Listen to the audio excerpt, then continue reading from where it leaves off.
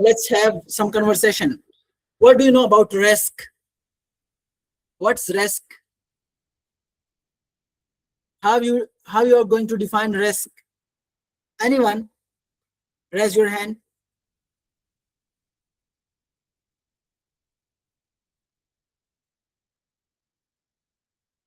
Okay, let me tell you. Let me tell you. Like it's like, for example, sir मतलब chance या probability कि मतलब एक event होगा. yes, that's right. For example, you are having a population of 1,000 patients, and you are saying that what's the probability of death out of the whole population? So that's called risk. Like, what's the risk of death out of this whole population, right? Like, what's the probability of uh, of uh, uh, death out of the whole population, which is 1,000, right? So that's called risk. Now, for example, let me open my MS Word.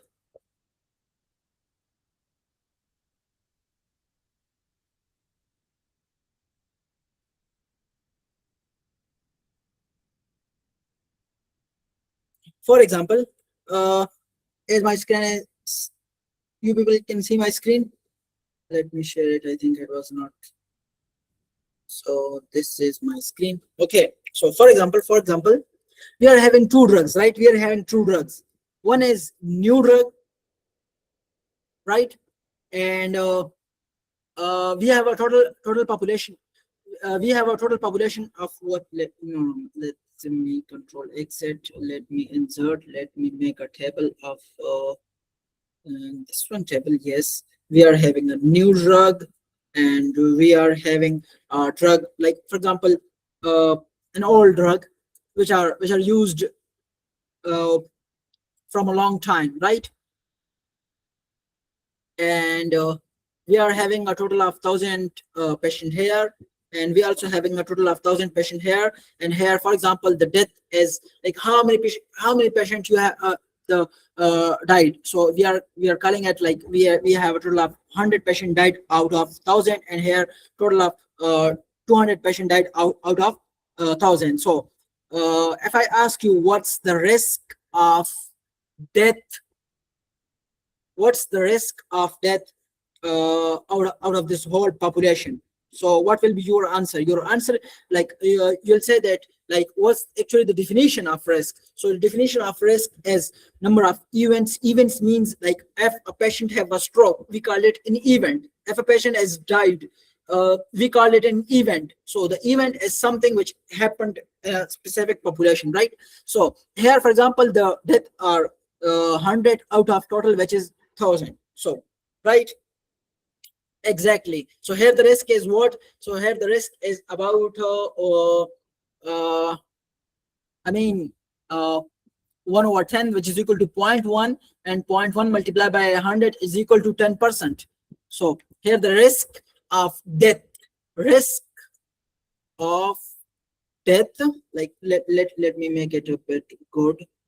Let me make it a bit good. Control X, Control V, and that's died, and that's surviving. Okay, so there we have a 10% of risk with the new drug. With what? With the new drug, right? What will be the risk of death with DRUG? What will be the risk of death with the old drug? Anyone? It will be 200 divided by 1,000, and this will be equal to 2 divided by 10, which is equal to how much? Which will be equal to, like 200 divided by 1,000. 0.2 is equal to 20%, right? Which will be equal to 20%. So the risk of death with the old drug is 20%. So now, what does it mean? It means that the risk of death is less with the new drug. It means the new drug is working better for a specific disease. Let's say lung cancer. Let's say what the disease is. Like, just an example. So So the risk of death with the new drug is 10%, while the risk of death with the old drug is 20%. So if I ask what will be the absolute risk reduction, absolute risk reduction, RADUCTION, what will be the absolute risk reduction? So yeah, exactly, it will be 10 minus 20, which is equal to minus 10. What the minus 10 represent? Minus 10 represent the risk is reduced with the new drug. How much it is reduced? It's reduced by 10%. It's reduced by 10%. That's the minus sign means. What if I ask you what will be the relative risk reduction? What is the relative risk reduction, which is also known as risk ratio? Risk ratio, it means the risk with the new drug, risk with the new drug divided by risk with the old drug. So what it will be? It will be, where's that sign? Okay, so it will be 10 divided by, so what it will be? It will be 1 over 2, which is equal to 0.5, which is equal to 50%, right? Yeah. So the relative risk reduction, it means that the new drug is 50% reducing the risk compared to the old one. So that's called relative risk reduction, right? So okay, that's this concept. I hope you got it. So now next time, whenever I talk about risk ratio, so you people should know what risk ratio mean. You people should have knowledge about what a risk ratio mean. Now let's say, now I'm talking about odds. No, I'm not proceeding with the odds ratio. Before proceeding with the odd ratio, I think it is better if I gave a little knowledge about what's odd, right? Like the odd is actually the probability of an event out of non-event. Like what mean by this? Let me explain. This. Let me see why it is red. Okay, we have one guest. Will pass it. So odd mean, like here, if I'm saying what will be the odds of a patient, what will be the odd of death among the patient with the new drug? What will be the odd of death with the new drug among a whole patient of 1000? So what it will be? It will be events. How much event we have with the new drug? 100 event. I mean 100% dead with the new drug. Out of what? Out of 1000. But here we will not, like here in the risk we take the 1000, which are total, and the total means the patient who are died and the 900 patient which survived. Sorry, that's a mistake, that's 900, and here it is 800. And let me make another column of total, and here it will be 1000, and here it will be 1000. Now it makes sense. Sorry for the confusion. So now in case of odd, what we will take is 100 divided by 900. I mean the number of patient who died divided by the number of patient who survived. So, and the risk we take here in the denominator, the total number of patient, right? But in the odd, we take the number of patient who survived only. That's the difference between risk and odd. These are different things which you will encounter while data extraction. So that's why I think it's better to have an idea. So what will be the risk of? So what will be the odd of death? Odd of death with the new drug? It will be 100 by 900. So it's actually 11%. How much? 11%. So my question is, what was the risk of death with the new drug? The risk of death with the new drug was 10%, while the odds of death with the new drug, odds of death with new drug is how much? Is 11%. So is this something different? No. Does it convey something different? No. It's saying just 100 people died out of 100 or out of 1,000. But there are different forms. Here, if I'm saying that 11%, there is a odds of death is 11% with the new drug, you're saying that, oh, it's 11%. But I'm saying that the risk of death is 10%. You're saying, oh, it's 10%. So it's actually an illusion. You can say it's actually a kind of illusion. Like you're saying that, like the value is bigger. So yeah, it's like that. Let me go back. So what will be the odds of death with the old drug? Odds of death with the old drug. What it will be? It will be what? It will be 200 divided by 800. So what it will be? Let me cut it better.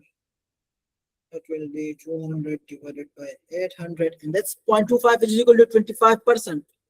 So the odds of death with the old drug is 25%. So if I ask what will be the odd ratio, what will be the odd ratio? It will be 11 divided by 25. Yeah, odds of death the new divided by odds of death with the old. So that will be what? That will be 11 divided by 25, and this will be 44%. 44%. Yeah.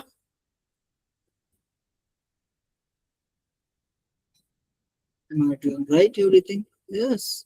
11%, and it's 25%, so that's 44%. Yeah. So you can see that here the risk ratio is 50%, while the odd ratio at 44%. The thing is, sorry.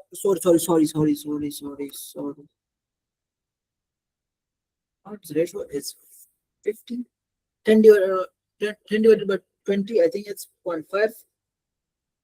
Sorry, my maths is too weak, so please correct. 10 divided by 20 is equal to 0.5, and 0.5. Yeah, it's percent. Percent is okay. Yeah, percent is okay. So that's the odd ratio. I hope now you have some idea about what's risk ratio and what's odd ratio. These are the ratios which you will encounter in the data extraction of binary outcome, right? There is another ratio which is called hazard ratio. It's called what? It's called hazard ratio. That's a thing which you will encounter in the long outcomes. I mean, there will be something that will be followed with a long period of time, right? Yeah, that will be something that will be when it's followed with a long period of time. Then we will use this one. When we will use odd ratio, we will use odd ratio in the case control study. Where? In a case control study, because in a case control study, cases already happened, right? Like what's case? Case is a patient which having already a specific disease condition. So that's the case. What mean by risk? Risk means the probability of developing.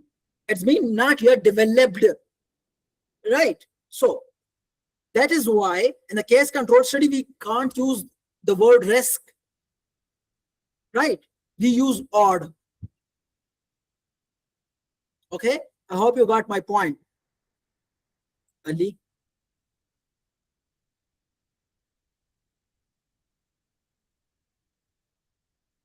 So that's risk ratio, odd ratio, and hazard ratio. So that's enough for the binary outcomes. Now, similar to the binary, to these kind of ratios, we are having mean and median in continuous outcome. What mean by this? What's mean? Let's see. Mean is something in stats. Yeah,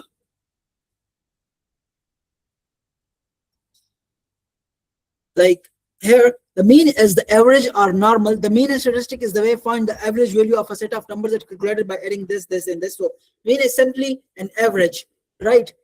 But like here, for example, the mean is distributed at the center, right? And the values, the numbers are dispersed with, I mean, it's dispersed at both the sides of the mean. These are having negative numbers while this is having positive, and so this is called the Meyer effect, while the spread is called the dispersion, right?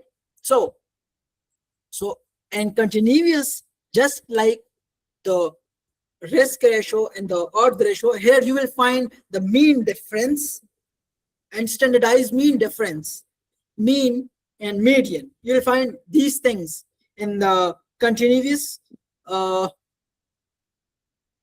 the continuous data. So what we have in the continuous, so I explained mean, median. Now along with the mean, median, you will have standard deviation, standard error, confidence interval, IQR. These are something that I will just briefly discuss. I know, but for example, standard deviation.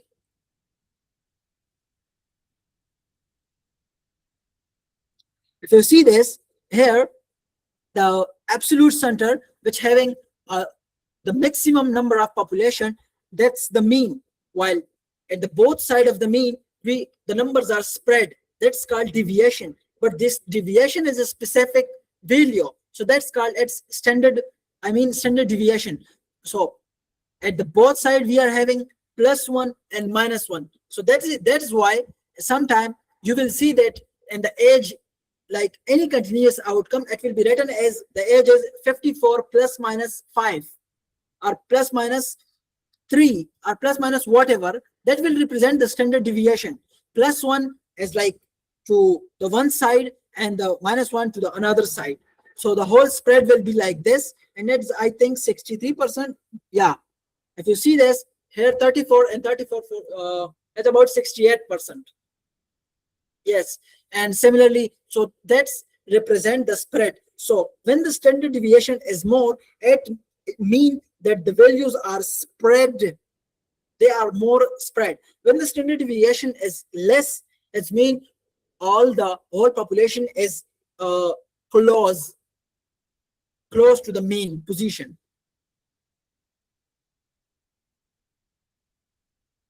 Up till now, do you have any question?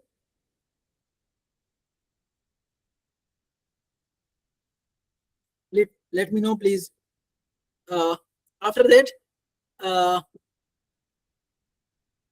I will just go towards the conversion. Like, for example, like clear. Okay, like let me explain. Just like in the binary outcomes, what we need to extract from a study for a specific outcome, let's say death, let's say mortality. This is a specific outcome.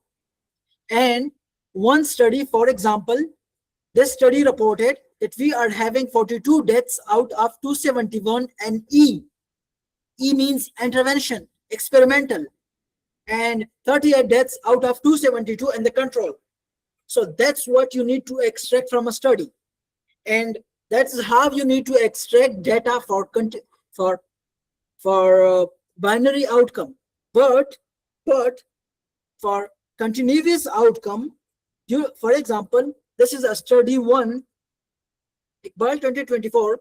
They are saying that the mean hospital stay in the intervention arm or in the experimental arm was 14 days, and the standard deviation in the experimental arm was 3, and the total sample size of the experimental arm was 200 patient. Now, that's for the experimental. I mean, if you see here with the mean, here with the standard deviation, here with the sample size, which is represented by n, all having e. While here you are seeing the word c. Let's mean for the other arm, for another arm. So, for example, in the control or in the comparison arm, we are having a mean hospital stay of 18 days, and the standard deviation is 4, and we have a total patient of 250, 260 patient in the comparison arm. So these are the things you need to extract for a continuous outcome. How many things you need? Mean, standard deviation, and its sample size of that population. Now, my question from you people is, let's say we are doing data extraction for proportional meta-analysis. I mean, we are doing data extraction for a single arm meta-analysis. In simple words, what will be the, for example, this is another study by Roman 2021, and that's a single arm studies, and that's a single arm study. And now you need to extract data for hospital stay for this study. How you will extract data and what the things you look for? Yeah, please, anybody, answer me. What are the things you need to look for? Please. We having a single arm study. What are the things we need to look for? And the outcome is a continuous outcome. It's the hospital stay. No control group. Yeah, okay. It's a no control group. But my question is, what are the things you need to look for? You just look for the mean hospital stay with its standard deviation and the sample size of that one arm, which is obviously having one arm study. So they will report that the mean hospital stay was 30 days, and let's say the standard deviation was 10, and we have a total sample size of 300 patients. So that is how you need to extract data, control X. I mean, that's how you need to extract data for what? For proportional meta-analysis. You can also call as what? You can call as single arm meta-analysis. I hope you got my point. So in case of single arm meta-analysis, these are the things you need to look for. For what? For a continuous outcome. For example, let's say we have another outcome. In a single arm meta-analysis, and that's called blood transfusion. And there is a one study by OA 2021, and this study reported that the blood we are having 4 units. What's the mean? We are having an average of a mean of 4 units of bag of blood, and the standard deviation was 2, and the total sample size is 200 patients. So out of 200 patients, the mean blood transfusion was 4 units of bag, and the standard deviation was this, and the sample size was this, and this is another outcome, which is what? Which the blood transfusion outcome. And similarly, maybe another study, for example, Fahad 2020 reported that the mean units of blood transfused was 6, and the standard deviation was, let's say, 3 out of 150 patients. So that's how you need to extract data for a continuous outcome in case of a single arm meta-analysis. While that's the case, you need to extract data for comparative meta-analysis, I mean, in which you are comparing two things. While just like in a network meta-analysis, you need to extract data for arms, and each arm will represent one row. Just like here, one arm represent like 3 column, and another arm represent another 3 column. But in a network meta-analysis, the column will be in the form of row. That's the one arm, that will be, let's say, second arm, and that will be, let's say, third arm. Maybe you having 4 arm, in your network. And here, for example, studying 1 having reported mean, standard deviation, and sample size.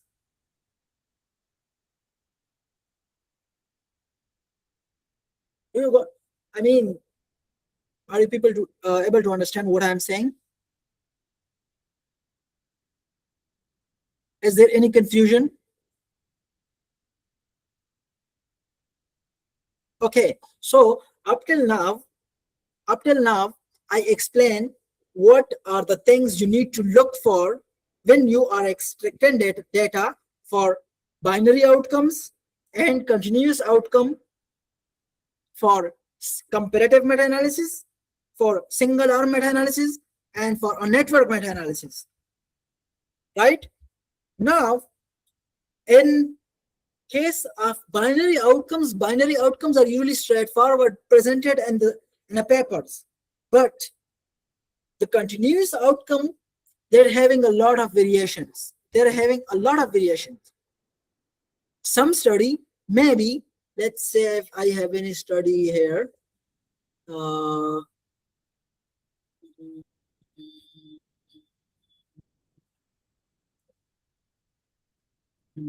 electrophysiology, prior meta. Let's see if they have any. No. This is option trial. Let's see what's this. These are outcome. The outcomes are all categorical outcomes. Let's see if we have any continuous outcome. No continuous outcome here.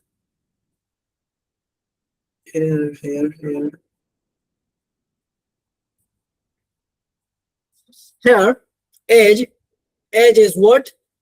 Age is like, if I ask you what is the age of patient and protect AF arm, let's say, I know these are different, these are different arms, and the one arm name is protect AF and having a total sample size of 463. What's its age?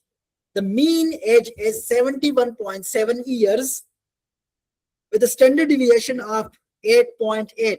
It means the data, the mean will be 71.7 and the spread will be 71 plus 8. That's equal to 79. Yeah, it's about 79, and from the other side, 71 minus 8, it's about I think 62.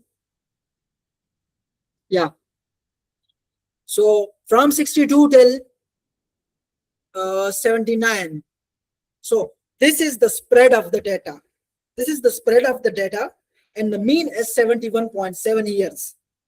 This is mean. This is what mean and standard deviation usually presented and reported in the trials and the studies.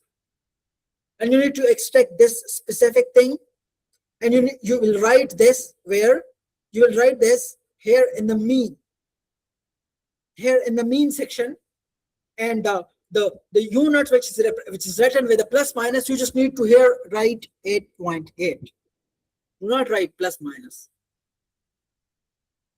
Now, if I question what is this in a bracket 46.0 comma 95.0, what is this? You will read usually the caption. Caption are values are mean plus minus standard deviation. It's mean, this is mean, this is plus minus, and these are standard deviation. Bracket minimum comma maximum. So this is minimum, this is maximum. I mean, they also provided data in the form of range. This is minimum, this is maximum. And we also having a total. I hope you got my point. So this study represented a continuous data which is called age in two different forms.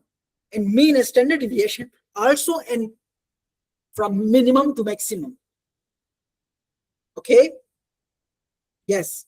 Also in the caption, they here write or. What's mean by or? And after or they wrote small n slash capital N. What does it mean? It means that if the data is binary outcome like male, so if a person can be male or female, like we had just two options: death or surviving, having stroke, no stroke, male or female. So that's categorical. So the categorical data is represented as small n, means we are having 3 to 6 males out of 463 patient. And here the bracket, in the bracket we having percentage. So the percentage of male patient, which is what? 70.4. What if I ask you what will be the female percentage in the specific patient, in this specific population? It will be about 30, about 29.6. Okay, that's half. Furthermore, there is an important point. Sometime age, as I said, age is a continuous thing. Third, they categorize the continuous thing. What mean by this? They make it like binary. They are saying that patient with age more than 75 versus patient with age less than 75. So out of 463, what will be the patient number? So now the patient, we are having two ways. Either the patient will be above 75 or it will be below 75. So now they make the continuous thing binary. Yeah, sometimes, like as I discussed the example of blood transfusion, in the blood transfusion they are having the mean blood units, the bag units transfused to a patient is this. But they can also represent this data in the binary form. They will be saying that out of the total population, out of 100, just 20% of the patient got transfusion, while 80% having no need of transfusion. Now the blood transfusion is an outcome. It can be represented as a continuous, it can be represented as a binary thing, just like this age. This is something I just want to share with you. Okay, now let's assume this specific study did not report this mean and standard deviation, because for the continuous, what you need? Mean. And what another you need? Standard deviation, along with sample size. What you need for what you need for what you need for what's this called? For binary. For binary, you need two things: events and sample size. Here, events in the control along with the sample size, and these things. So here in the continuous, you need two things: mean, standard deviation.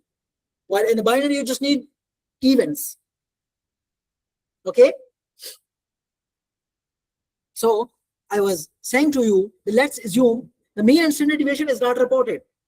It is not reported, and you have just data in this form. You have three things: one is minimum, another is maximum, and also you have sample size. Now in this case, when you don't have mean and standard deviation, you need to convert the given data into mean and standard deviation, because that's what you need for analysis. You need conversion. You need what? You need conversion. Let's look for its outcomes. Where its outcomes are? These are safety outcomes. Where are outcomes?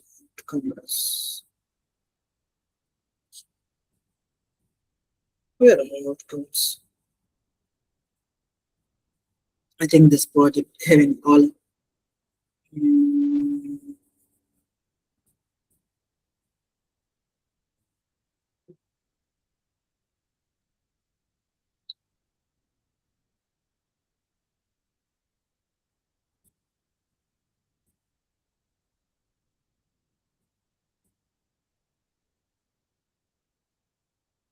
this is actually a meta-analysis.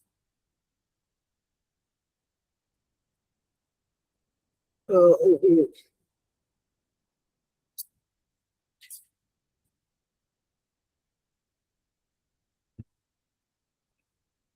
oh my god. Yeah, this one. Let me see this aldosterone. Let me see if I have data studies. Yeah, previous meta-analysis and RCTs. Now we will have a lot of continuous outcome data.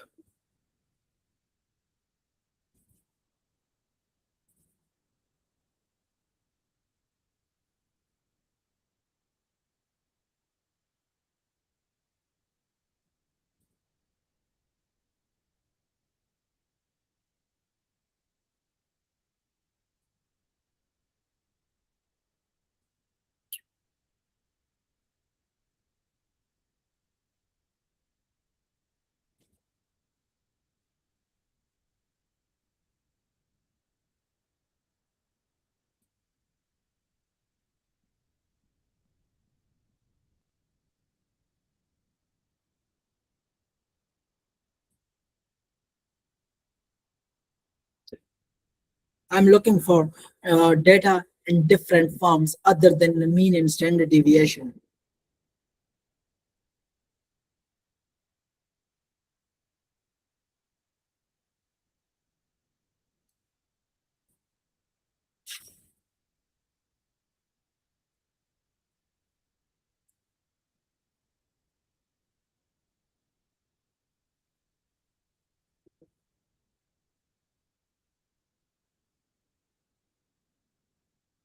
Okay, I'll just open that file which I shared with you people. Let me see. I think it's here.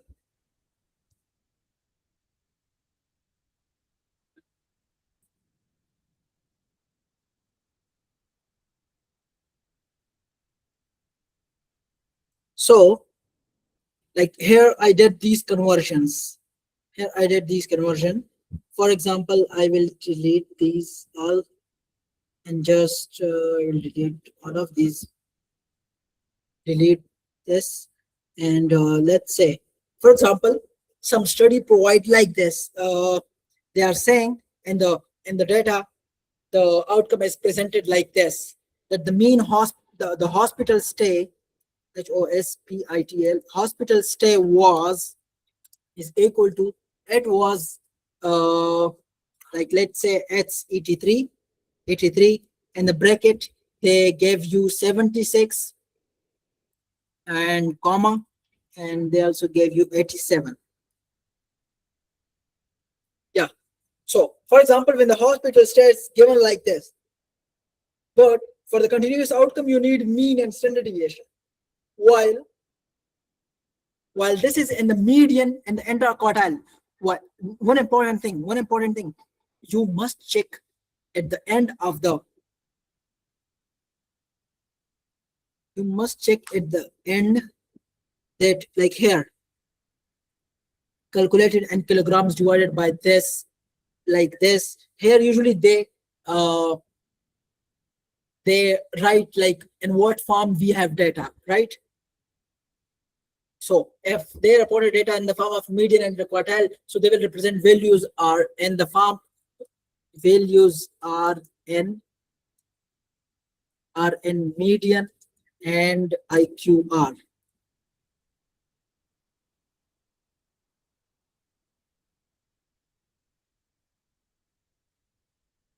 right? Or maybe they write like this: values are in median and bracket uh, first quartile,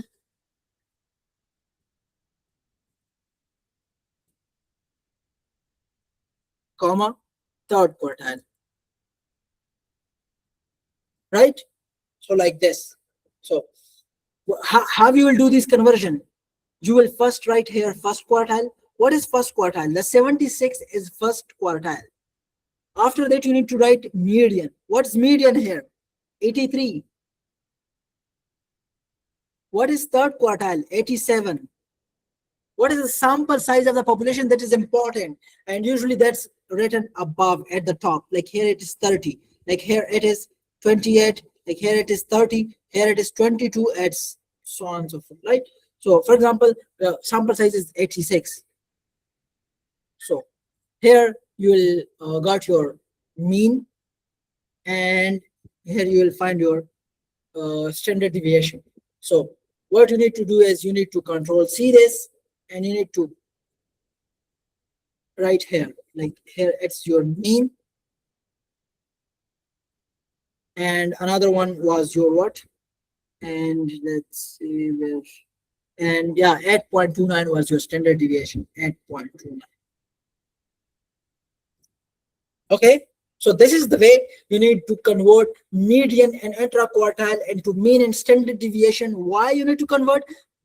Like here, if you click this, the behind this 82s there is a formula which you don't need. That is why you just need to write the word, the values. You need to paste it as a values like this. Paste as a number, right? So that's the way you need to convert median and intra-quartile when reported for the continuous outcome. Okay, let's proceed. Now another scenario, when you have minimum, when you have maximum, and along with the median. Data is reported in a way: minimum, median, maximum, and sample size. Right? One thing really important I want to please listen it. Sometimes at the end of the table, they did not say whether the continuous data is in the median and intra-quartile or median and minimum and maximum. Yes, so that's not usually written sometime. So what you need to do, how you need to confirm it? You need to read the statistical section of the method. And the statistical section of the method, they usually wrote like this: continuous data is reported in median and intra-quartile, or maybe they write like this: the continuous data was reported in the form of median and range. By range, I mean minimum and maximum. Okay. So that is why first the confirmation is necessary, so that you people know in what form we have data. Once you determine what form of data you have, the conversion is easy. So if it's like median along with range, and range, what it comes? Minimum and maximum. Then you need to put your minimum here, median here, maximum here, and total sample size here, and then just you need to drag this. Just you need to drag this. Because when you drag this, the formula will be dragged with it. Right? Formula will be what? It will be dragged with it. Right? So this is another thing. The third one, the third scenario, actually here the scenario number 2, you can use it, but I mean, you will have very rare situations where you need this. And most of the time you need this one. This is actually conversion of quartiles and medians into mean and standard deviation. Here, the median and range to mean and standard deviation. This scenario is very less likely you will face, but for the sake of information, that's minimum, first quartile, median, third quartile, and maximum and sample size. That's actually combination of the scenario 1 and combination of and scenario 3. And when you put your values and you drag this here, this column, and here this column, and here again this, and this, you will got your mean and standard deviation. So these are three different ways. When the continuous data is reported, you need to convert it in the mean and standard deviation. Is it okay? Clear? Let me know if you people have any question.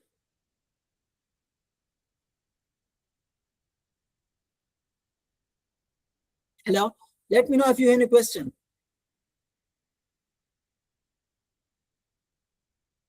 Okay, let's proceed.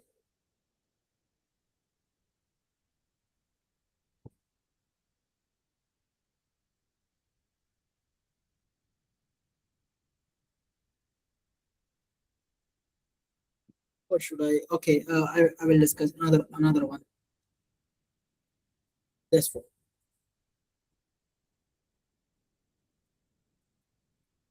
This is an Excel sheet, really useful. Here is the index, like what the page one represent.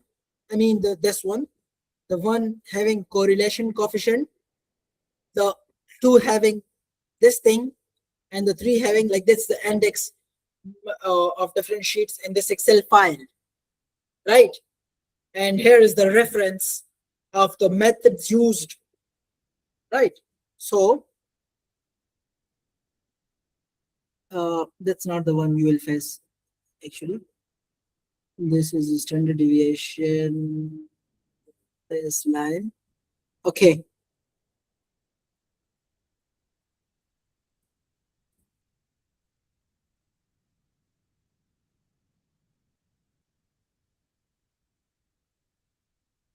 Baseline in the group 2 outcome result, mean post, standard deviation post. That's something related to correlation coefficient and mean change in standard deviation. Actually, I haven't faced this kind of scenario yet. So I don't know how to use this one specifically. If I ever face any kind of these things, obviously I will here, I mean, come here and see what's the thing, but I didn't face anything like this. This is now the sheet number. It's 6 actually. This is saying this is median and range. Median and range. That's what the scenario number 1 in the another Excel sheet. Here you need to paste your minimum, maximum along with median.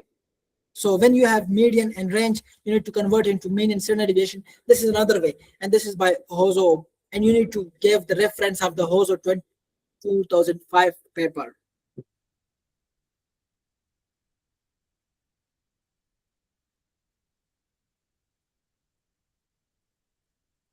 Now, for example, you are having mean and standard error. Like standard deviation and standard error is different, and the relationship is standard deviation is equal to standard error multiplied by root of the sample size. These are different things, but for the sake of extraction of data, you need to make sure what you are extracting after the plus minus, whether this is a standard deviation or it is a standard error, SE. Let's say if it is standard error, you need to convert that into standard deviation. How you need to convert the standard error into the standard deviation, because for the analysis of continuous outcome, you need SD, standard deviation, not SE, standard error. That is why when you are having standard error, I mean mean plus minus standard error, you need to convert this SE into SD. How you will convert? Standard error in this group, you will write the standard error which reported after plus minus and number of participants in this group. That's the sample size, because you just need these two things to find your standard deviation. Same case with another group. Got it? So that's how you need to convert your standard error into standard deviation when it's reported. So that is why I always emphasize that please read here these things. Here, usually written like the data is reported in what form.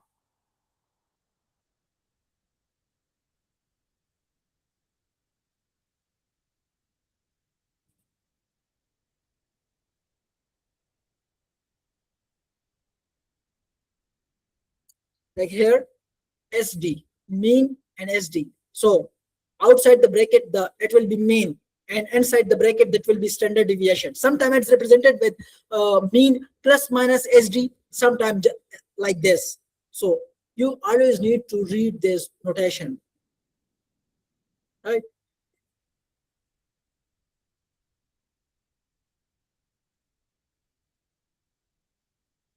Okay. Now, sometimes it's like this.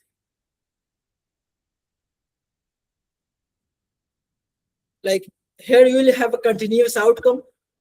It will be represented as the mean, and with that is the measure of dispersion. I mean how the data is spread. It will be represented by 95% confidence interval. What mean by confidence interval is, let me show it to you people. For example, here you can see is this is your mean with this is mean, 16.9 is mean, while this is what? This is 95% confidence interval. Now this is what? This is BP, which is blood pressure. Blood pressure can be anything. So this is a continuous outcome. Here it is its mean, and the dispersion, like this is the average. The average is 16, mean is 16, while the data is spread from 90 from minus 19 to minus 14. Obviously this is lower confidence interval and this is higher confidence interval, and obviously minus 19 is less than minus 14. So that's why this is lower and this is higher. Got it? So what I'm saying is, sometime you will face the data in the form of mean and confidence interval. But my question is, for continuous outcome, do you need mean and confidence interval? No, you don't need data in the form of mean and confidence interval. You need it in the form of mean and standard deviation. So this simply means you need to convert the confidence interval into what? Into standard deviation. How you will do that? You will do by the help of this one. You will put here confidence interval. Confidence interval, some always you maybe sometimes it's 95% confidence interval, but it's rare. But you will face sometimes you may see a confidence interval of 90%. So you need to put here what your confidence interval was. If it's 95%, you need to write 0.95. If it was like if it's 90%, you need to write 0.90. Got it? And number of participant means in this group or number of participant is 808. You need to put here 808. Upper confidence interval, which was minus 19. Lower confidence interval, which was minus 14. And here you need to write your mean. This is your mean. And that's how the confidence interval is the standard error white. Okay, this is the standard error you will got, and here you'll get your standard deviation.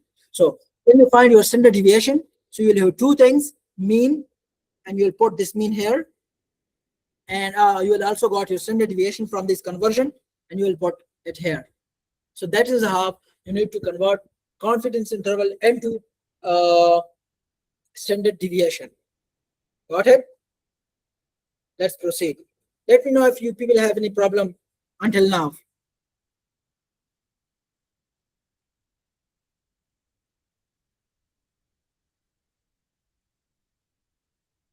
Any question? Any problem? Let me know, please. All okay?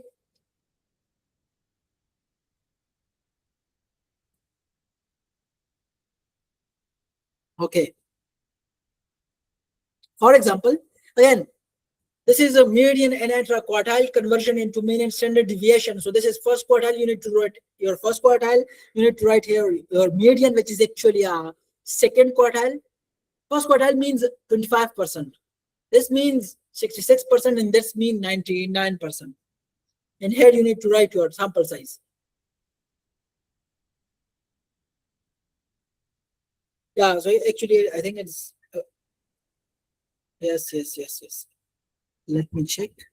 How is the quartile distributed by QR intra quartile? Let me see. Intra quartile.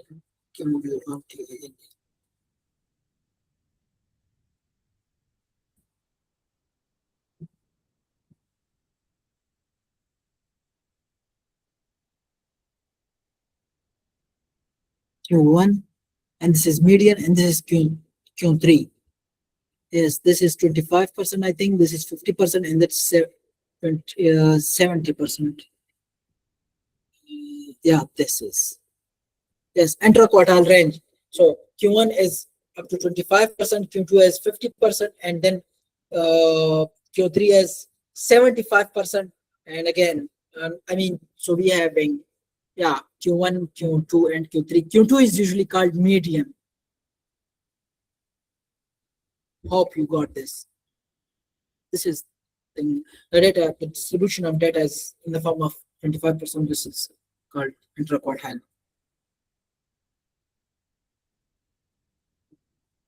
So now, using p-value to standard deviation. I know this is rare, but sometimes you'll find this p-value. What I mean by this? Sometimes you will have mean and p-value. Mean and p-value.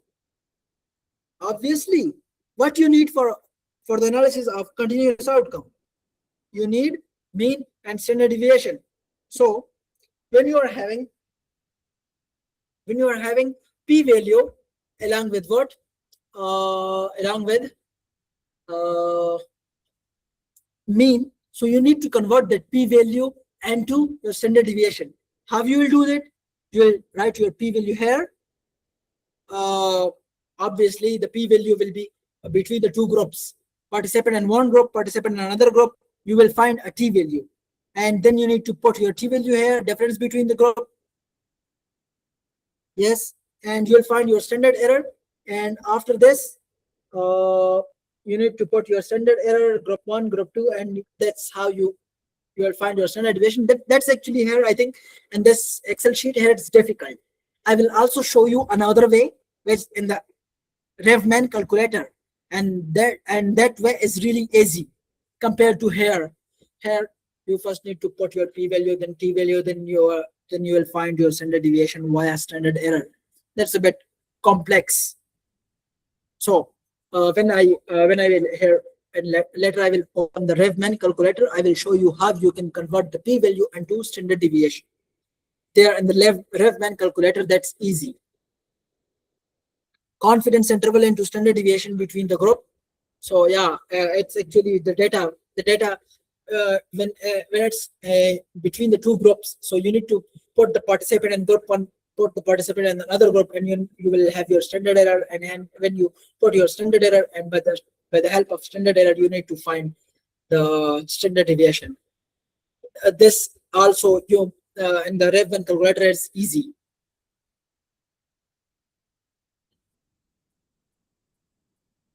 Combination stats to do. I share this link in the group. Here I will directly go to the stats to do website.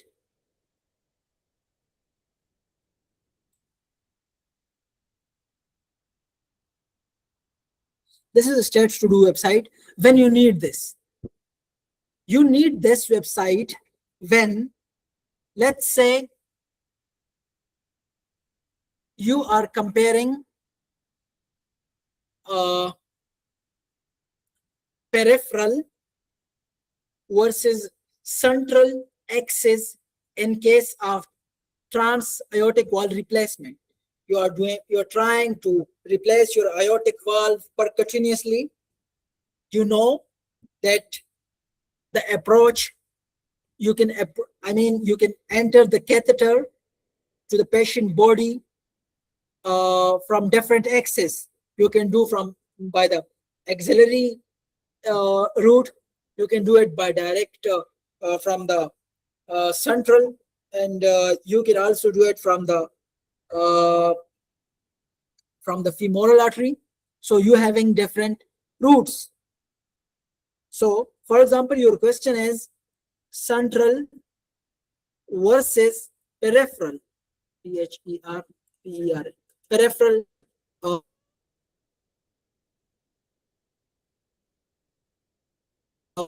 Cardiopulmonary, let's say cardiopulmonary bypass and cardiac surgery.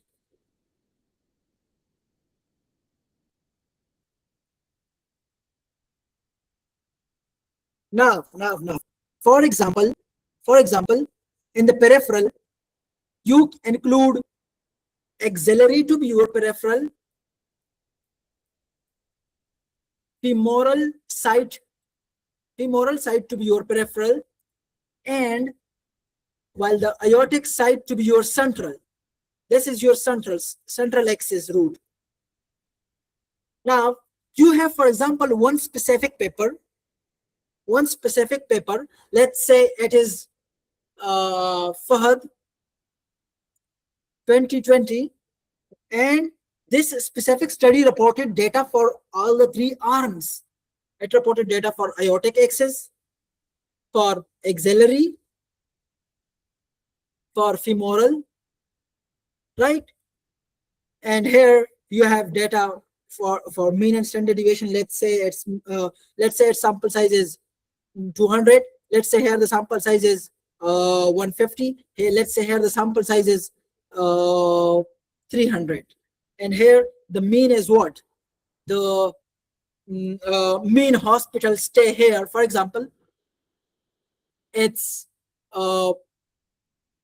14, and the standard deviation is what? Standard deviation is, for example, 4. Here the hospital stay is 10.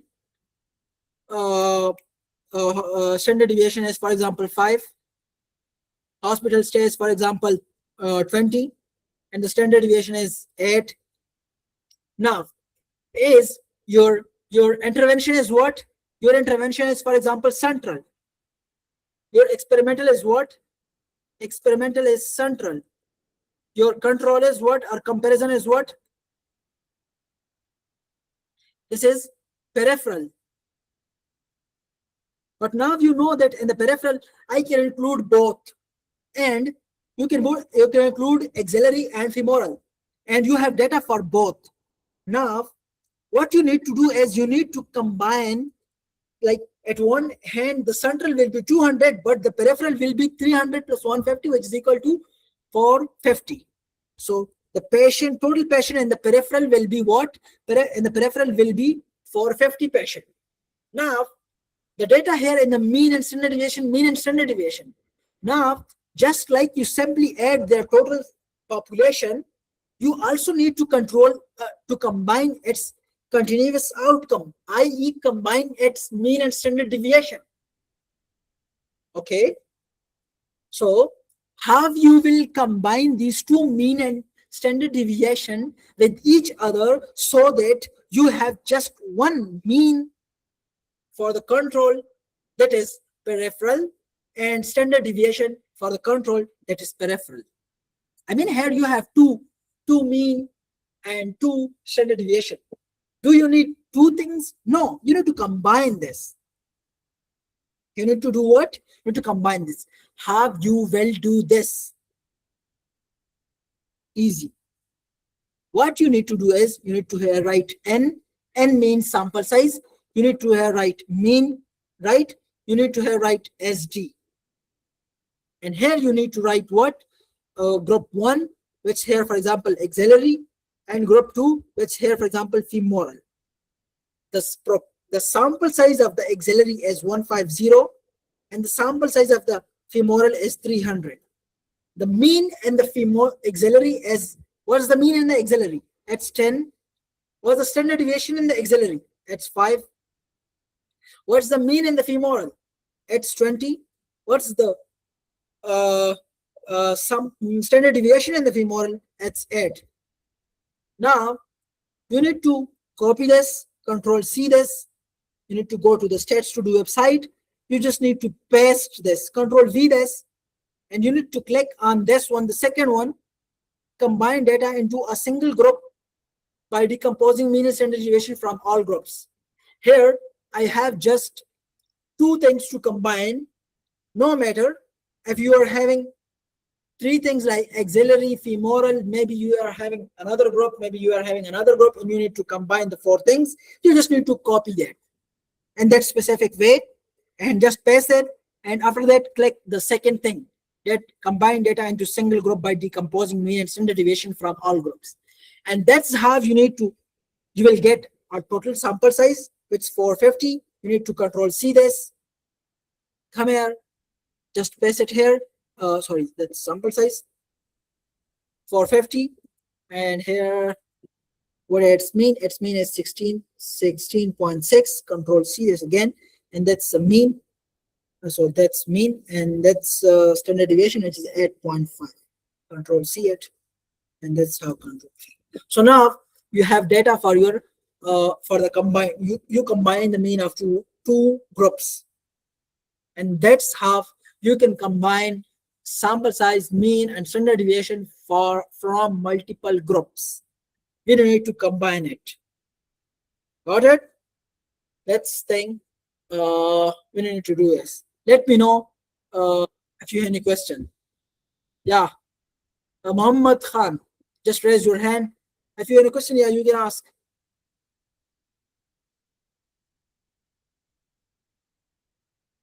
If you don't have any question, I think we should proceed. Okay. Yes. Okay. Let's proceed. So that's for the combining mean standard deviation for more than two groups. Data for each patient. That's not extraction from graph. It's actually like this. For example, uh,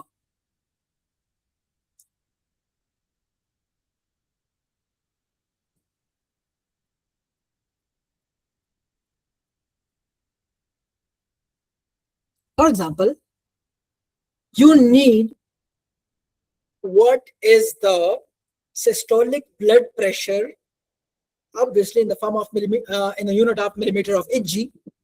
You need to find what is its value at 6 weeks. Maybe it's reported here in the table, but let's assume you don't have that, and you need to extract it from here, from this graph. How you will do this?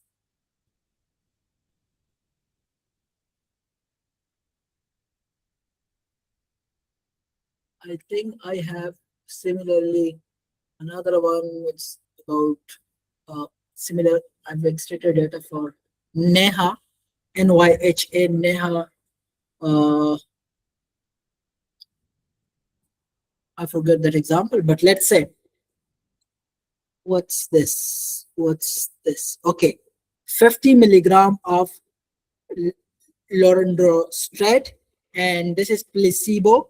And for the 50 milligram of this, you need to find your. Okay. One question. What's this block represent? How will you know? As I said, with a specific figure, there's always a caption, and the information and what form is represented in the figure, you need to read the caption. The caption is, the box plots demonstrate the median, thick horizontal line,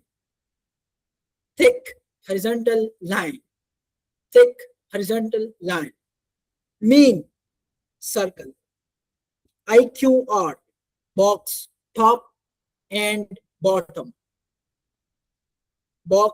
top and bottom. Obviously, this will be the bottom will be 25%, and that will be 50, and this will be 75. And the maximum, what is the maximum here? And minimum blood pressure, which are whiskers. Yeah, and I think it means this is maximum and this is minimum. So now we are having minimum, we are having maximum, we are having three, which is our quartile, third quartile, we are having mean, we are having median, and we are having Q1, I mean quartile 1. All are the data represented, but in the form of a graph. And you need that in case the data is not represented in table. Got it? How will you do that? So you need to make a screenshot of it by this way. Right? You take screenshot. Let me stop, share the screen because you need to look for that screenshot. Picture, screenshot, and let's say Control C this, paste it here, Control V. Okay.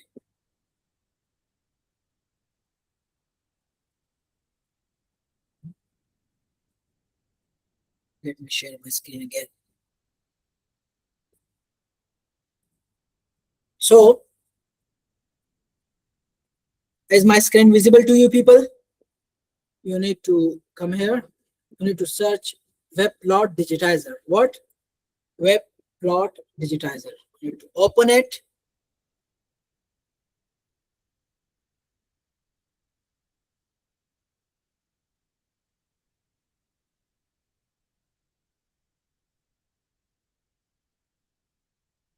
Choose your file. Our case, it's this one. Calibrate. Is or a figure is as it, I mean, is it a bar plot, bar chart? Bar chart is like this. Click on two known points, P1, P2, on the continuous axis along the bars. In case of 2D XY plot, we used this for the Kaplan-Meier curves.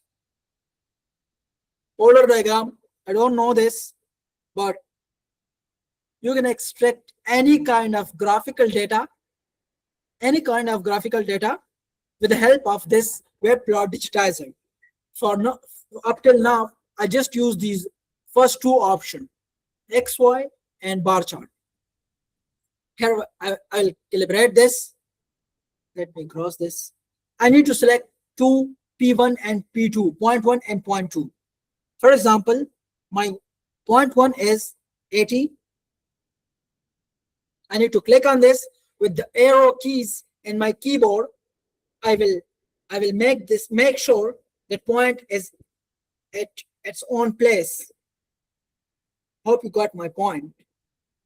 Yeah. And the next point will be where? It will be here. Right?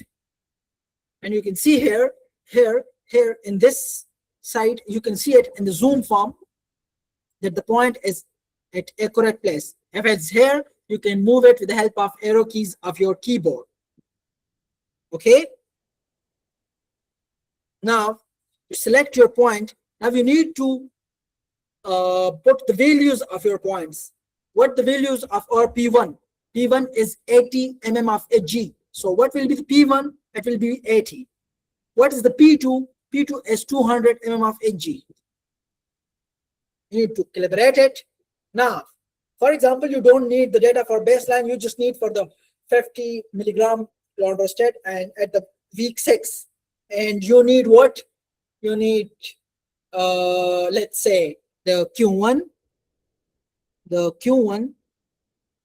Here, it doesn't matter if you click your point here or here. Why? Because its value will be in the y-axis. In the y-axis, if I keep my point here or here, its value will be close to 124, maybe 125. Like it will be here. So here I'm changing its position in x-axis, which does not matter in this case. So if I click here or here or here, no problem, because its position in y-axis is same. So this is one thing. After that, I need to click on the second, which is median, and that's third one, which what? Which Q3. Which what? Which Q3. Now you need to view data. You need to click on the view. So I have bar 0, bar 1, and bar 3 with its values. Bar 0, 1, and 3 with its value. I hope you can see here. With its values. Okay. When you click on view data, what's the value of bar 0? It's 122 millimeter of Hg. Now, if I ask what's 122, it's Q1. It's what? It's Q1. Where you will put it? You will put it here. It's 122. What's the median? The median is bar 1, and it's 131. It's what? It's 131. And what about the another one, the Q3? It's 143. 143. And what will be its sample size? Its sample size obviously will be reported in the study at the week 6. What's the sample size of the, what's the sample size? 50 gram, its sample size is 270, right? 50 milligram, and then this. No, that's actually sequentially they increase the dose. So we are talking about just the 50 milligrams. So it's 538. So when you put here 538, 538. So now deviation, we need total sample size. See, but for the mean, we don't need the sample size. So if I put that sample size again, what sample size? It's 538. 538. Now you see here, it's this. It's this. Got it? So that's how you need to extract data from graph, no matter what kind of graph it is. For example, let me see another kind of graphs. Yeah. Now, for example, you're having this graph, but before diving into any picture, you need to read its caption, like what this circle represent, what's that square represent, what's that triangle represent, right? It's really important. You need to read its caption. So again, it's same like the another one. You need to upload this picture in the web plot digitizer. You need to click on the points where you need, but before clicking on the point, you need to make sure here, like here, you having days along with the thing, but here you will just need click your P1 here and the P2 here. You need to put its value. It's -20 at 0, or even if you don't write the -20, it's okay. You just need 20 and here above the make your P1 0 and P2 there's 20, and you'll got your points. And after that, when you got your points, then write 0 with that, sorry, minus with that. So again, this. Usually, and this is baseline diastolic, obviously diastolic blood pressure, but in the cardiology, you'll face sometimes the NEHA class is reported like this: NEHA class 3, NYHA, New York Heart Association. That's the classification for heart failure. Class 1, class 2, class 3, class 4, and it's mean values, mean with standard deviation. So this is what's this? What's the end of this? I don't know. What's this? I don't know. Maybe it's median and interquartile. But for this, I need to read its caption specifically for the B. Let's see what's this. B. Changes in this leads mean square blood pressure, diastolic, and according to the dose, the changes in the blood pressure, this. The baseline measurement was this. Okay. Here.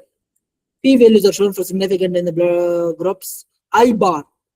See here, I bars indicate 95% confidence interval. Here, these bars represent 95% confidence interval. So the data you have, this is mean. When you click on the web plot digitizer, when you click on here, this will be your mean. When you click here, this will be your upper confidence interval, and this will be your lower confidence interval. So now you have data in the form of mean and confidence interval. Now please, any one of you, can you please help me how you will convert the data from the mean and confidence interval, specifically what confidence interval it is. Let me read it again.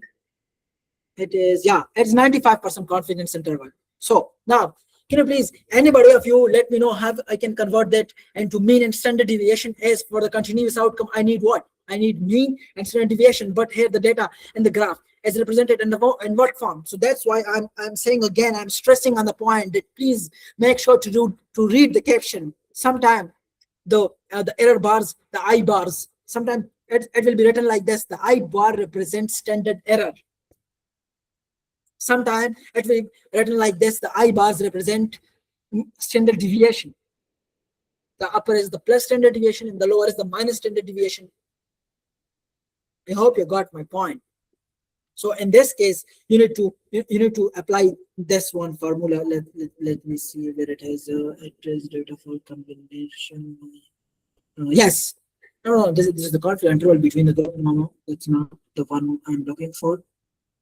P-value, median. Yeah, that's what. Our confidence interval was 95%. That's I showed it to you.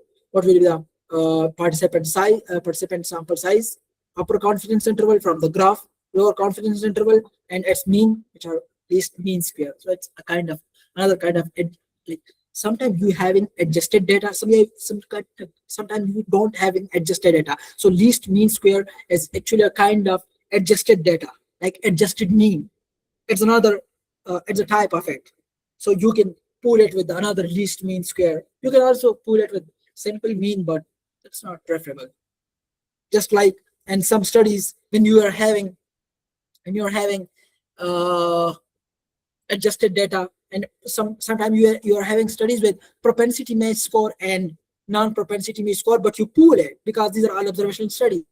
Here, least mean square and mean square. Anyhow, please let me know if you people got it or not up till now. If you have any question up till now, you can let me know. Any question?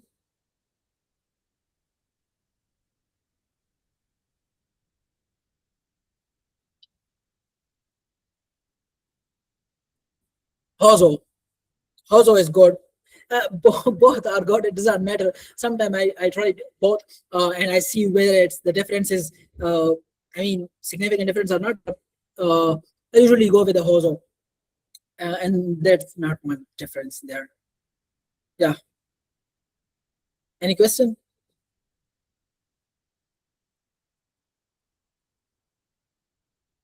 Where to give reference that we use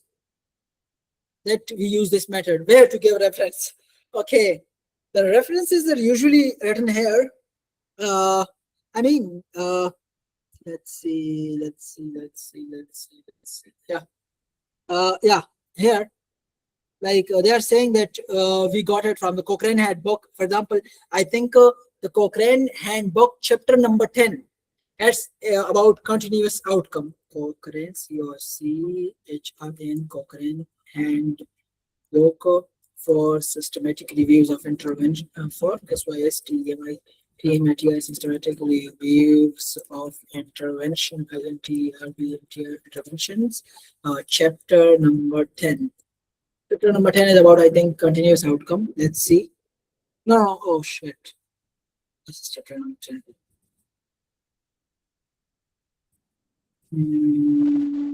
The analysis of dichotomous outcome, meta-analysis of continuous outcome, what effect may meta-analysis of change score continuous outcome.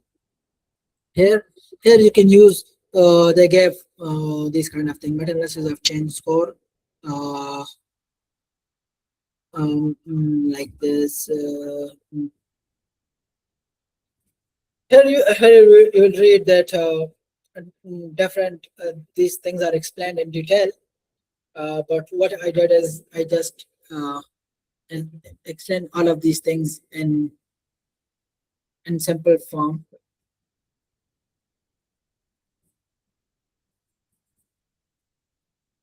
You can read this in more detail.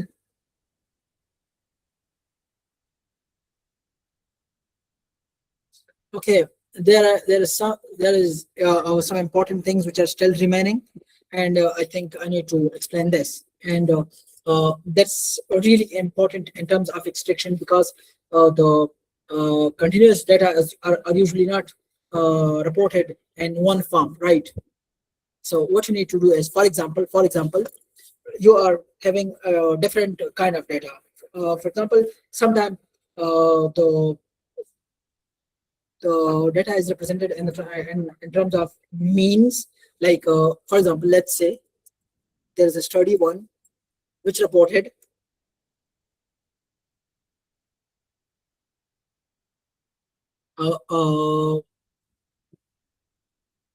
HB1C. I hope you all know what's HB1C are. Let's say uh, anti-obesity drugs, and we want to know which drug having more efficacy in reducing weight, right? So, for example, the baseline mean weight of the patient was uh, 100 kilogram, and the final mean and the intervention was 90 kilogram. So, mean final mean final mean is reported, and final mean and intervention is reported, and an intervention and control are reported, right? Sir screen share नहीं हुआ है. Oh shit, sorry. So okay,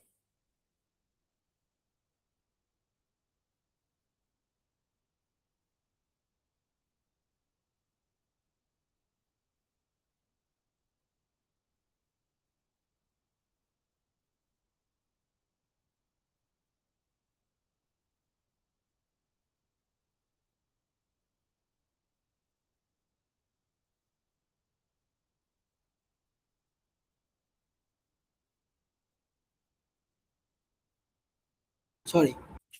Okay, so the data is represented by, for example, a study one in terms of final mean. So the final mean in the intervention, let's say, is 90, and the final mean in the control is, let's say, 80. Final mean in the intervention is 80, and final mean in the control is 90. So intervention reduce the drug in the intervention reduce the weight by 20, while the drug in the control reduce the weight by 10 kilogram. So it means that the drug used in the intervention is good. It reduced the weight by 20 kilogram, right? So the final mean you have.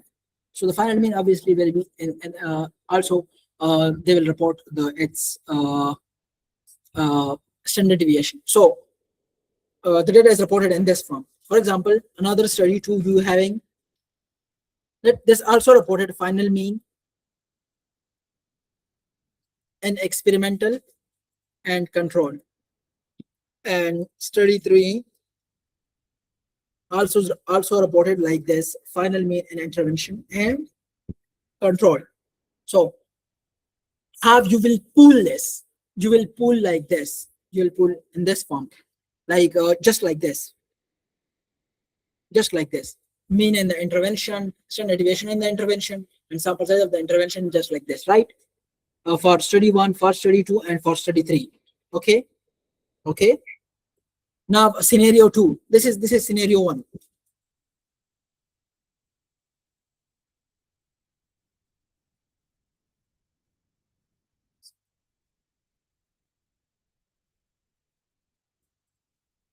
Now we are having Situation 2, where study 1 reported,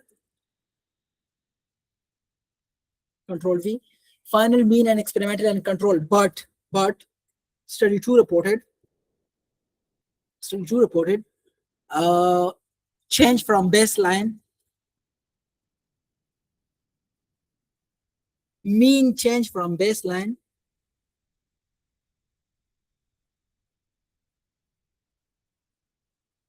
and experimental and control. And study 3 reported, again, final mean. So how we will do this? But again, this is the mean change from the baseline. So for example, is I gave you an example that let me draw a table. Let me draw a table of I think this is okay. We are having new drug,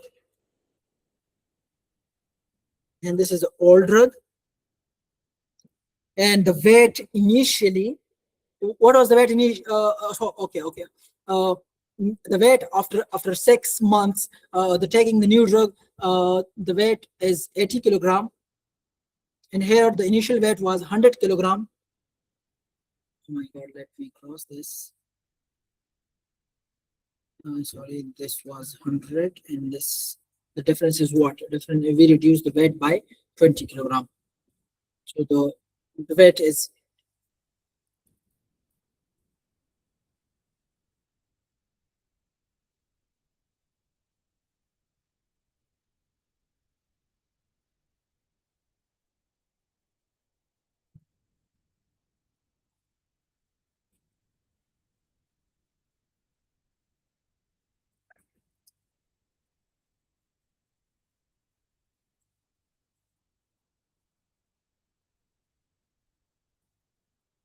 okay. And for the old drug, it's 90 kilogram, and the initial is what? It was also 100. So now, if I ask you, if the study 1 reported in the form of final mean, so what will the final mean? It will be 80. You'll write here like this.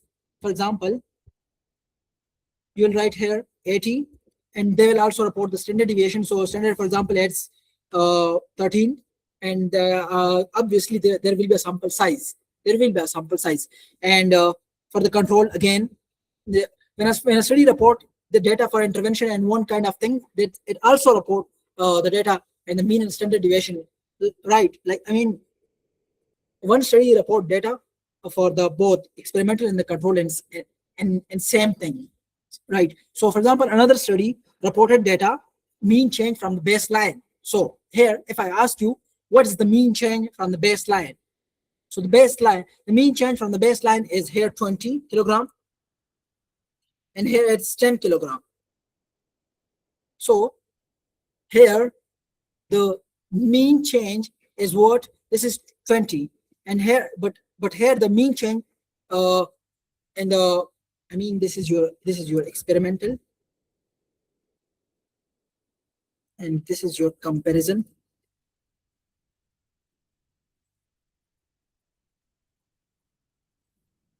And here you will write like this. What's your mean change from the baseline? It's 20. Obviously, you will have certain standard deviation, for example, 5, and you will have a obviously you will have a sample size. And what's the mean in the comparison? Mean change from the baseline in the comparison, it's 10. And again here, for example, the standard deviation is 3, and obviously you will have a certain sample size. So when, for example, study 1 reported in this way, another study reported mean change from the baseline, and another study report again in the mean change and the final means. So yes, you can pool all of these 3 different kind of data in one single forest plot. This is the way recommended by Cochrane. I mean, you can do this. You can combine final mean with the mean change.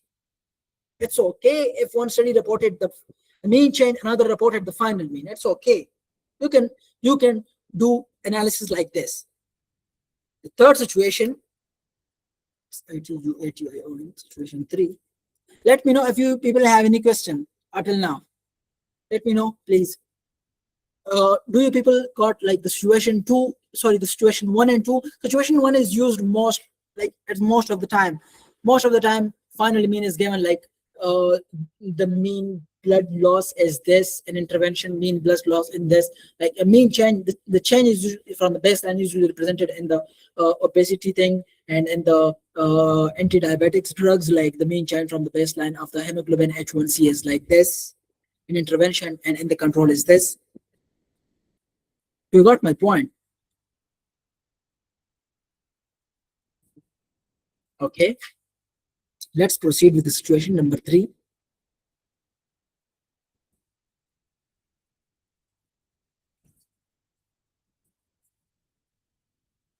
Change between the groups. For example, study 1 reported in form of like final mean, let control V, sorry, control Z, control C, control V. Study 1 reported data in this form, while study 2 reported data in the form of like change between the groups.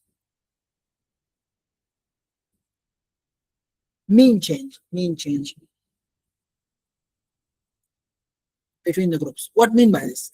It means, for example, here, if I ask you what's the mean change between the groups, so the mean change is, here it's in the intervention it's 80 kilogram, here it's 90 kilograms, so the mean change is equal to minus 10 kilogram.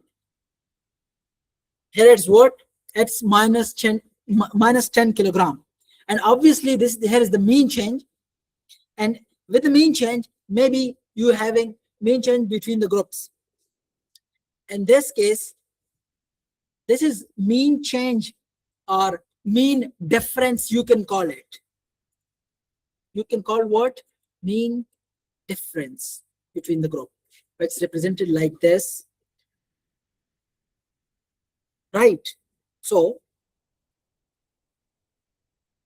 there is some kind of analysis which I did not like up till now.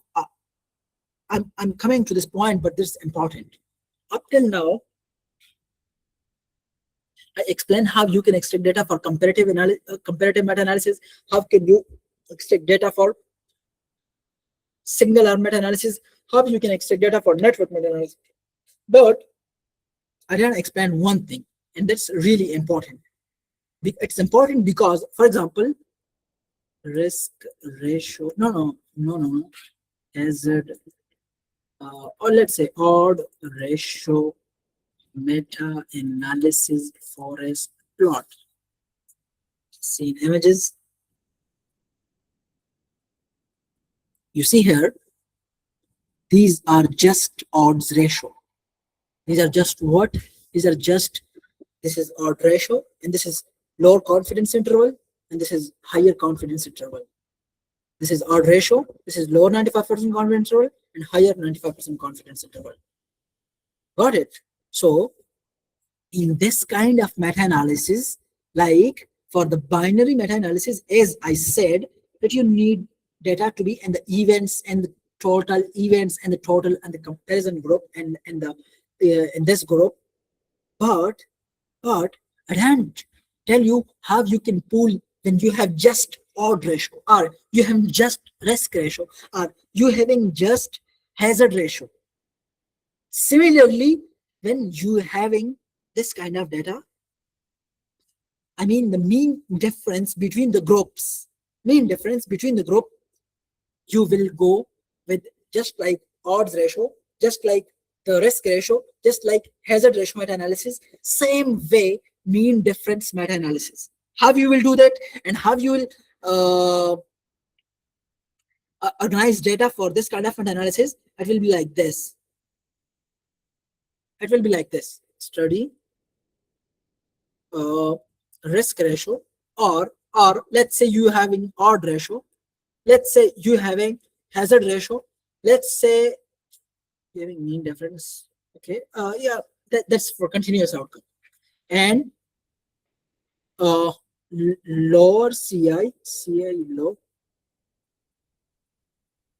lower confidence interval and high confidence interval, right? So for example, the study one having Iqbal 2024 having uh, has a for example having a risk ratio of 2 from the confidence interval is 1.4 to a confidence to 2.3, like this.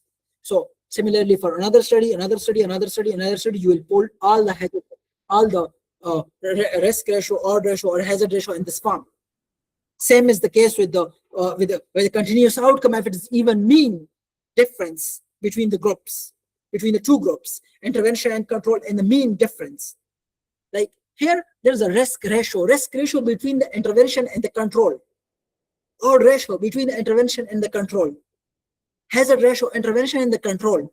Just like that, in the continuous outcome, you're having mean difference, the difference between the intervention and the control, the difference in the means of intervention in the control. You can't pool this risk ratio with the you can pool. There's a conversion. I will let you know in the RevMan. There's a conversion. Like for example, there is a study 2026, and this specific study reported data in this form. Let's remove this. Let's delete this. And there is a study 2026 reported data in this form. For example, its hazard ratio, its risk ratio is 2. Confidence interval is from 1.6 to 2.3. Right. So now the study 2026 data in this form, while the study this one and this one having the form of events. Yes. When it is risk ratio or when it is odd ratio, you can pool these ratios with the events. Yes, but after conversion, you need to convert these numbers, the data in the form of numbers, into ratios. You need to do conversion, and your whole forest plot will look like this. Your whole forest plot will look like this. Maybe out of all these things, maybe certain studies provided data in this form, in the form of events, and you convert these events to ratios with their confidence interval, and maybe it will look like some things. And how you need to do conversion, I will now open the RevMan and will show it to you how you need to do this conversion. Got it or not? We hope. I don't know if you're understanding what I'm saying or not. Let me know if you are with me. You're with me? I think now is the time. Garathis Amjadun. What do you mean by Garathis?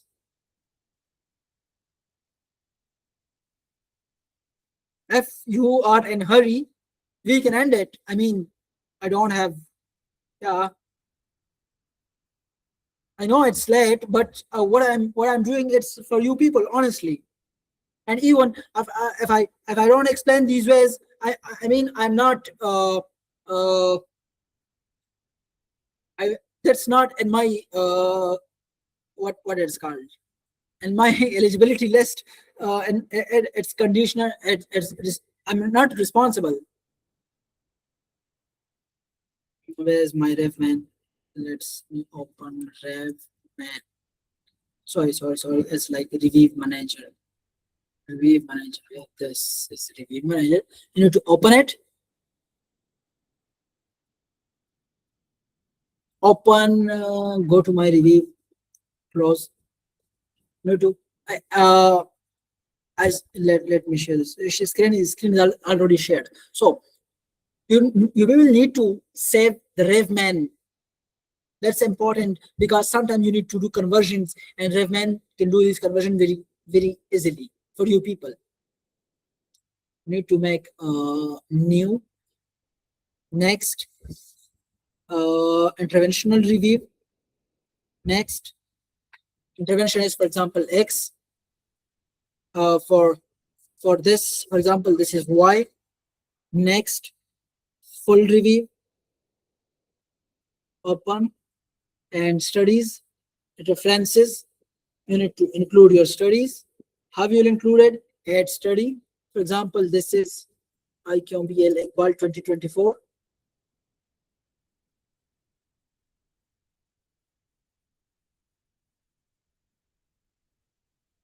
Add a new reference for this study. Add another study in the same section. Yes.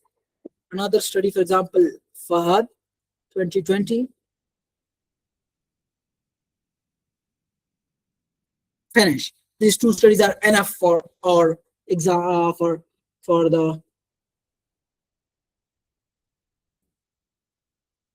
this is data and analysis. Add comparison. For example, our comparison is X versus Y. Add an outcome under the comparison, and let's say our comparison, our outcome is dichotomous, continuous, or generic inverse. Like, this is really important.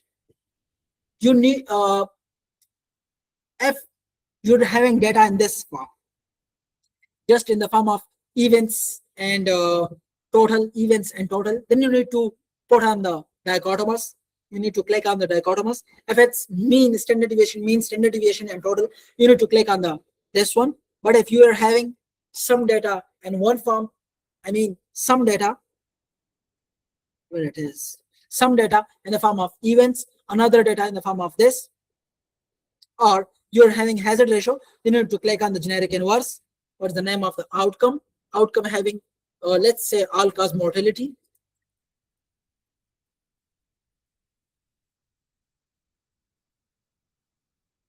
Generic inverse, and that's, let's say, risk ratio. Let's say it's random effect model. We are having 95% confidence interval. Next, and study by effect size. Yeah, this experimental and this control. Add a new outcome, add a subgroup, add another, finish it. So okay, this is now this is your calculator. For example, here you are having a study one. Let's do it like this. You're having a study one by, let's say this is Iqbal 2024.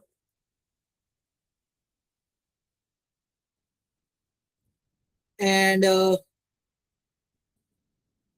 let me see this. Let me make it. I first need to drag studies here.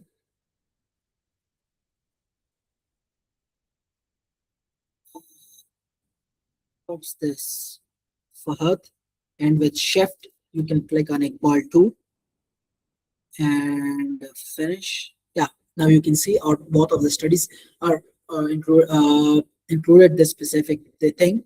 You need to click on this calculator.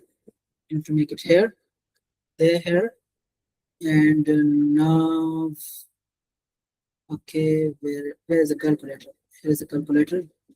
Okay, now all-cause mortality and experimental. And experimental, for example, for the study one, or how much we are having mortality? 42. Non-events, or the total? Total is 271. What about control? It's 38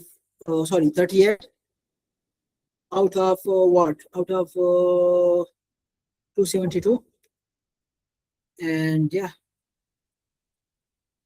get back and show P to odds ratio, show odds ratio, show remove odds ratio. It's on you. If you need odds ratio, if you need risk ratio, it's depend on you. But what I said is, if you are having these and data in the form of events and total, you can have odd ratio, right?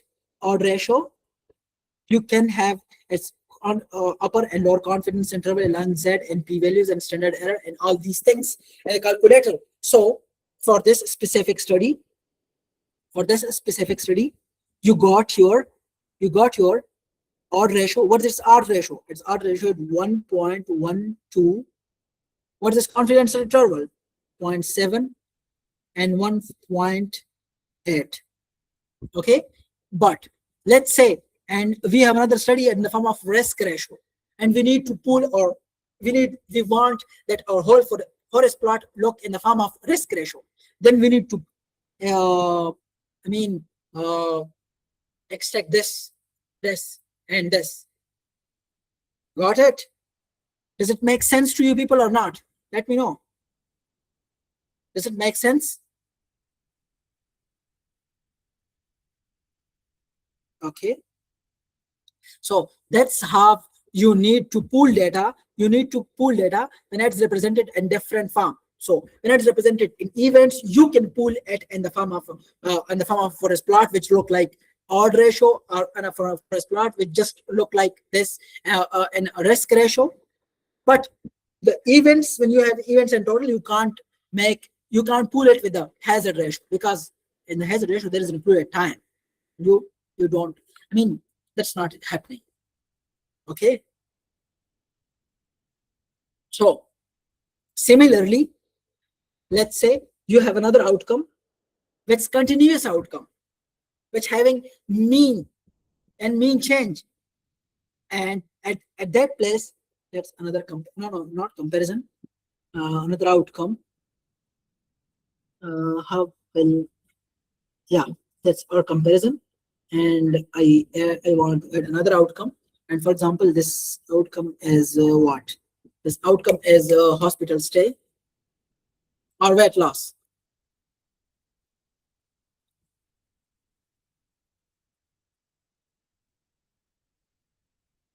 Mean difference, random, next, and next, finish it.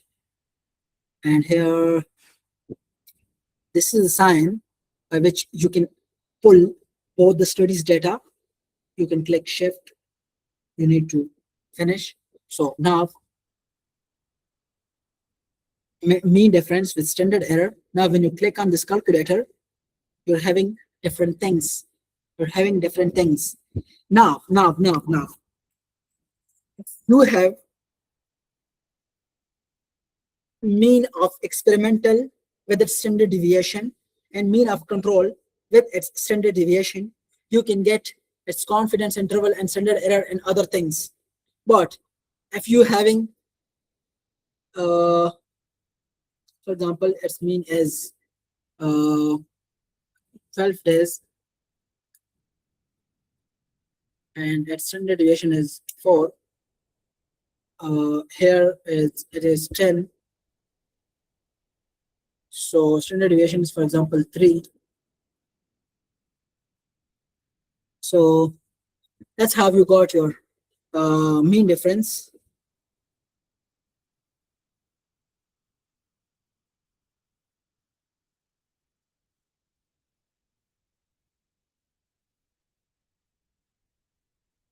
But let's say you have another condition where you are having mean. Along with the mean, you are having confidence interval. Confidence interval start from, for example, a mean is 12, so the confidence interval start from 9 up to 15, and let's say it's not 15. Let's say it is it's what? I have made a mistake here, so that's why our whole data was not retrieved, and I was shocked like why it's not retrieving all data. For example, it's 3, it's 4, and what sample size? This is important. What is the sample size in experimental? Let's say it's 200 patient, and what the sample size in the control? Let's say it's 300 patient. See, now you have data in the form of confidence interval, another, and mean difference in the standard error. So when you are having data in the form of mean difference and the standard deviation, you can have data in the form of mean difference. One important point I want to convey with you. Just like when you are having data in the events and the total, you can pull it with the odd ratio and risk ratio.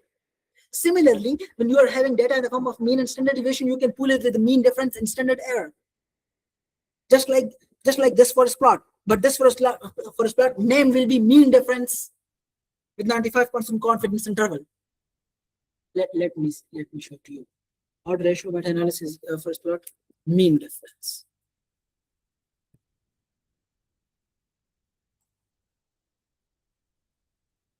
See, standardized mean difference.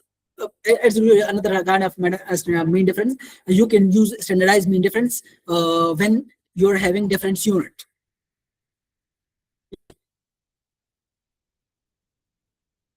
I hope you got my point. And yeah, so that's all about continuous outcomes. And when you have data for binary and for the continuous outcome in different forms, and how you need to do conversion, and how the Riemann calculator will help you. How Riemann calculator will help you. You know, to just put different data here, and you will got your results. Let me know if everything is okay. Okay, any question you can ask me now.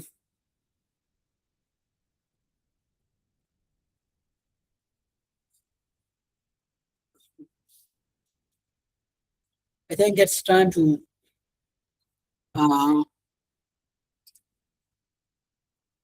end session. It was really long, but these are things which I learned in a lot of in a huge span of time. You will learn it too. It takes time, but honestly, I tried to put everything in one place. If you people have any questions, you can ask me now. If no question, then I think I've learned the class, and yeah, okay. Good luck, and I will stop the recording.